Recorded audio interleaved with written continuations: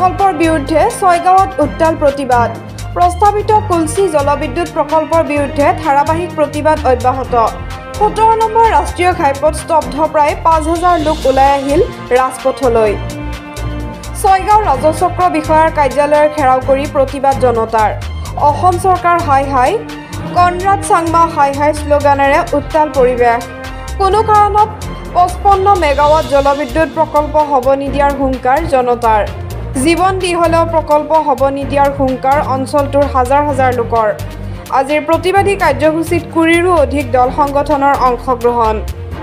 news desk report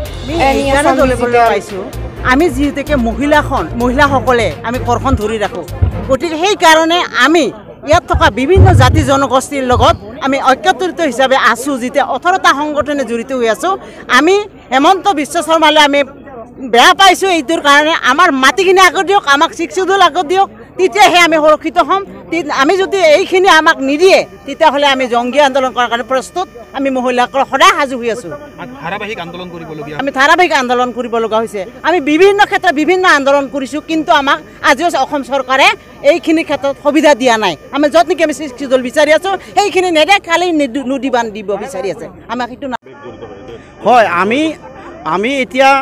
আমাৰ যিখিনি মহিলাসকলে কোনোবাই বিভিন্ন ধৰণৰ বক্তব্য ৰাখিছে কিবা ৰাখিছে কিন্তু এই কাৰণে ৰাখিছে যে আমাৰ প্ৰত্যেকৰে পৰিয়াল আছে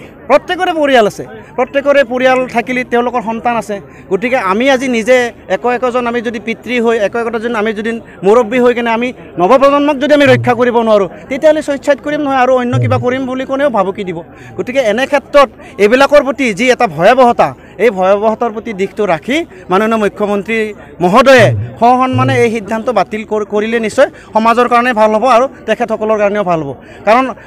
এই নৰ্থ ইষ্টত আমি দেখিছোঁ বিভিন্ন নদী বান্ধ হৈছে আজি ৰঙা নদী বান্ধ হৈছে সোৱণশিৰি জলবিদ্যুৎ প্ৰকল্পৰ যি আমি নিউজত পাবলৈ আমি সক্ষম হৈছোঁ যে তাত পানী এৰি দিয়াৰ লগে লগে সেই নামনি অঞ্চলৰ যিখিনি গাঁও আছে উটুৱাই লৈ গৈছে মানুহৰ হাহাকাৰ অৱস্থা হৈছে মথাৰিত বাস কৰি আছে গতিকে আমাৰ ইয়াত যে তেনেকুৱা অৱস্থা নহ'ব তাৰ কোনো ধৰণৰ মানেই নাই গতিকে আমি সেইকাৰণে কৈছোঁ যে আমি ৰাইজে সমবেত হৈছোঁ ৰাইজৰ প্ৰতি সন্মান জনাই গণতান্ত্ৰিক দেশত গণতন্ত্ৰৰ প্ৰতি সন্মান জনাই অঞ্চল এই অঞ্চলৰ জনসাধাৰণ আজি দলে বলে ওলাই আহিছে আৰু এই অঞ্চলৰ জনসাধাৰণে এই যি জলবিদ্যুৎ প্ৰকল্প আমাৰ মাজত যে অসম আৰু মেঘালয় চৰকাৰে যি সিদ্ধান্ত লৈ কুলচি নদীত উকিয়ামত যি জলবিদ্যুৎ প্ৰকল্প স্থাপন কৰিব ওলাইছে গতিকে আমি সেই প্ৰকল্প বিচৰা নাই যিহেতু জনসাধাৰণে ৰাইজে যিহেতু ৰজা আৰু আমাৰ জনসাধাৰণে যিহেতু তেওঁলোকৰ লগত থাকি তেওঁলোকক সমৰ্থন জনায় এই অঞ্চলত যি তেওঁলোকৰ চৰকাৰক সমৰ্থন কৰি আহিছিলে গতিকে তেওঁলোকে জনসাধাৰণৰ ক্ষতি হোৱা কাম যিহেতু আমাক চাপি দিছে যি প্ৰকল্প সেই প্ৰকল্পৰ বিৰোধিতা কৰি আজি আমি ইয়াত দল সংগঠন আমি উপস্থিত হৈছোঁ গতিকে আহি থকা দিনত যাতে তেওঁলোকে জনসাধাৰণৰ ক্ষতি হ'ব পৰা এনেকুৱা সিদ্ধান্ত নলয় জনসাধাৰণক যাতে জলজুৰুমকৈ তেওঁলোকে সিদ্ধান্ত যি জলবিদ্যুৎ প্ৰকল্পৰ সিদ্ধান্ত সেই সিদ্ধান্ত যাতে চাপি নিদিয়ে তাৰ বাবে আহ্বান জনাইছোঁ গতিকে আমি প্ৰয়োজন সাপেক্ষে তেওঁলোকে যদি এই সিদ্ধান্ত বাতিল নকৰে আমি ইয়াতকৈ আৰু ডাঙৰ বৃহৎভাৱে আমি জংগী আন্দোলন কৰিবলৈ প্ৰস্তুত আছোঁ ক্ষেত্ৰত মই এইটোৱে ক'ম যে আমাৰ বৰ্তমানৰ যিখন চৰকাৰ আছে বিজেপি নেতৃত্বাধীন চৰকাৰ মাননীয় মুখ্যমন্ত্ৰী হিমন্ত বিশ্ব শৰ্মাৰ চৰকাৰ গতিকে তেখেতে জাতি মাটি ভেটি খিলঞ্জীয়াৰ জাতি মাটি ভেটি ৰক্ষা কৰিম বুলি এই চৰকাৰখন গঠন কৰিছিল আৰু তাত সকলোৱে সহমত জনাই অসমৰ ৰাইজে সকলোৱে ভোটদান কৰি একক সংখ্যাগৰিষ্ঠতাৰে এই চৰকাৰখন আহাত সহায় সহযোগ কৰিছিল কিন্তু বৰ্তমান দেখিছোঁ আপুনি কোৱাৰ দৰে বৰদুৱাৰত প্ৰায় ১৫০০ হেক্টৰ ভূমি তেওঁলোকে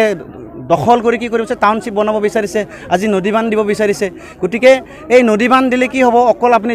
বিল ধৰাৰ কথা কৈছে এই অকল বিল ধৰাই নহয় ইয়াত থকা যিখিনি ৱেটলেণ্ড আছে চান্দুবি লেক আছে গতিকে চান্দুবি লেকৰ পানীখিনি শুকাই যাব